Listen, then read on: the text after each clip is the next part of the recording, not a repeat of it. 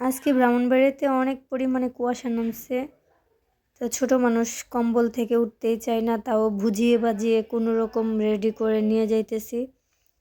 শীতের সকাল, আসলে কম্বল গা থেকে সরাতেই চাই না।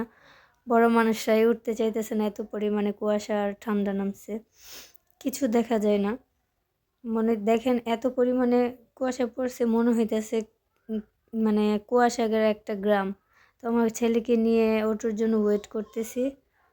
অটো আসলো, অটোতে ওকে উঠাইলাম। আর এখানে সবাই কিন্তু অনেক শীতে অস্থির হয়ে গেছে, আর হেডলাইট জ্বালিয়ে গাড়ি চলাফেরা করতেছে, কিছু দেখা যায় না। আমি অসুস্থ, তারপরে কি করব? ছেলেকে তো একটু দেখাশোনা করতেই হবে।